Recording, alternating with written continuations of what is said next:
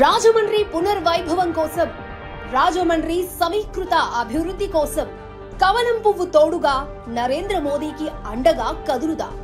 ప్రధానమంత్రి గ్రామీణ సడక్ యోజన ద్వారా 74 కిలోమీటర్ల పొడవున నూతన రోడ్లను, ఉజాలా పథకం ద్వారా 25,80,278 ఎల్ఈడి బల్బులను, భూసార నాణ్యత పరీక్షల ద్వారా 16,678 మంది రైతులకు, ప్రధానమంత్రి కౌశల్ వికాస్ యోజన ద్వారా 42,000 మంది నిరుద్యోగులకు, దీన్ దయాల్ అంత్యోదయ యోజన ద్వారా 1,06,837 ఇండ్లకు, ఈ శ్రామ్ పథకం ద్వారా 6,30,331 మంది అసంఘటిత కార్మికులకు, శ్రమయోగి మాన్ ధన్ యోజన ద్వారా 3,279 కార్మికులకు, జాతీయ సామాజిక సహాయ పథకం ద్వారా 6,13,081 మందికి, నేషనల్ అప్రెంటిస్షిప్ ప్రమోషన్ స్కీమ్ ద్వారా 36,752 మందికి మోడీ ప్రభుత్వం వారి సంక్షేమం కోసం నేరుగా లబ్ధి చేకూర్చింది.